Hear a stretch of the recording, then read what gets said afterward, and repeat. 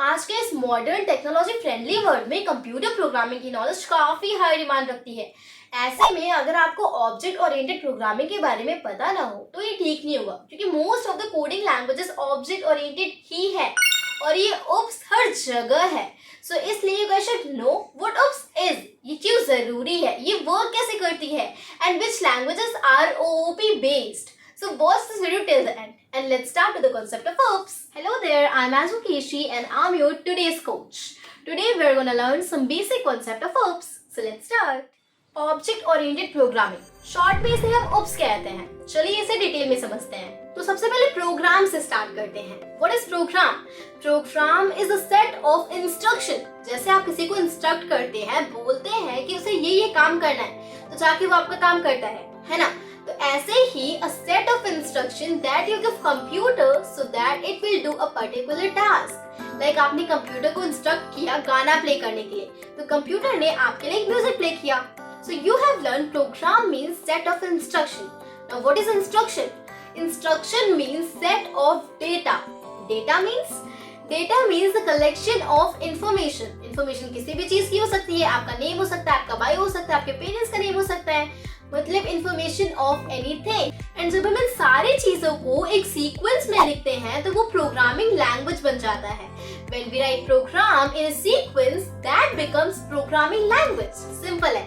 अब मैं आपको एक बात बताती हूँ. जितनी भी प्रोग्रामिंग लैंग्वेजेस होती हैं, they all are distributed into two parts.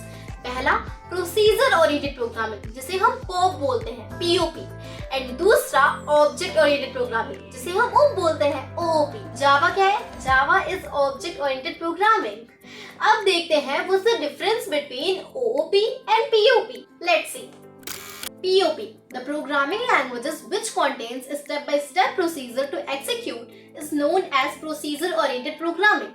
Guys, let me tell you, POP is not in use nowadays. ये पहले 90s, 60s और 70s में यूज होता था, बट कुछ रीजन की वजह से इसे हटाकर OOP को ला दिया गया.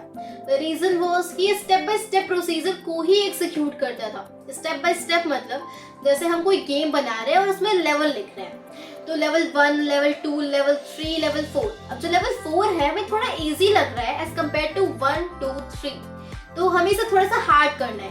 But here we did mistake. हम चाहकर भी इसे हार्ड नहीं कर सकते, उसके लिए हमें पूरा प्रोग्राम दोबारा से बनाना पड़ेगा. तो यही पॉप में होता था. अगर छोटी सी भी गलती हो जाती थी तो पूरा प्रोग्राम कट हो जाता था and the codes can not be reused and recycle in the middle. So I hope आप समझ गए होंगे कि पॉप अब क्यों नहीं चलता. So let's move to our main topic, that is OOPS. The programming language which helps to organize set of instruction in a proper sequence to develop program or software is known as object oriented programming. अब इसमें क्या होता है, like आपने कोई programme बनाया और उसमें छोटी सी गलती हो गई, तो इसमें the codes can B reused and recycle. आपको पूरा प्रोग्राम दोबारा से बनाने की जरूरत नहीं है, इसमें आप बीच में ही करेक्शन कर सकते हैं. In object oriented programming the codes can be recycle और रीयूज्ड. ओके, ये 90s 70s से चल रहा है और आज जितनी भी लेटेस्ट प्रोग्रामिंग लैंग्वेजेस हैं सारी इसी में बेस्ड है. यस गाइस, जितनी भी लेटेस्ट प्रोग्रामिंग लैंग्वेजेस हैं सारी इसी में बेस्ड है, like Java, Python, C++, etcetera.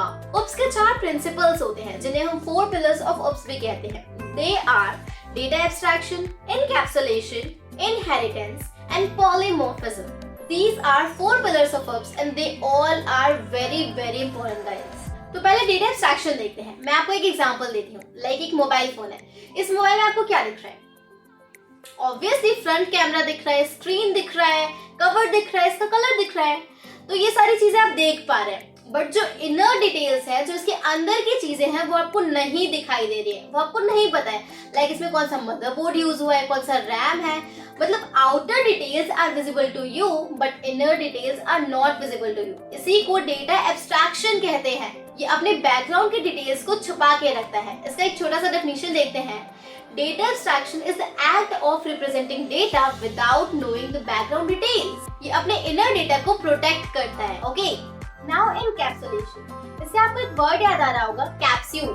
Capsule में क्या होता है, अंदर में मेडिसिन होता है एंड बाहर से वो रैप होता है, कवर होता है. जो अंदर मेडिसिन होता है उसे हम नहीं देख सकते. अब इसका जावा में मतलब समझते हैं.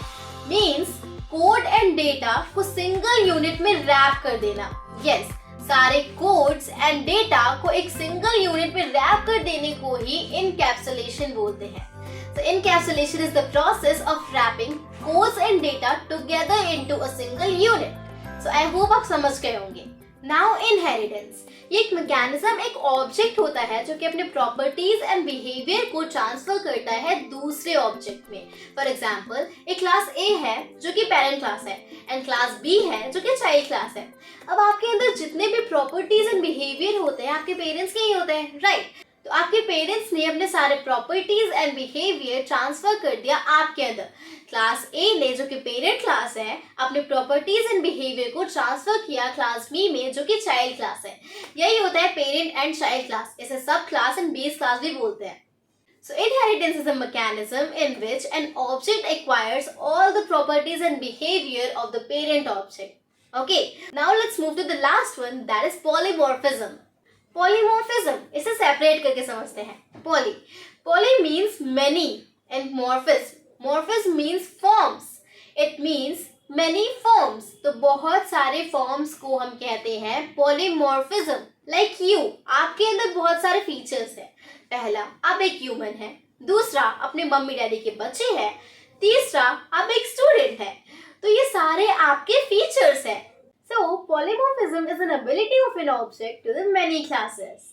So guys, this was last topic. Hope you like this video, and if you like this video, like, share and subscribe. Thanks for watching.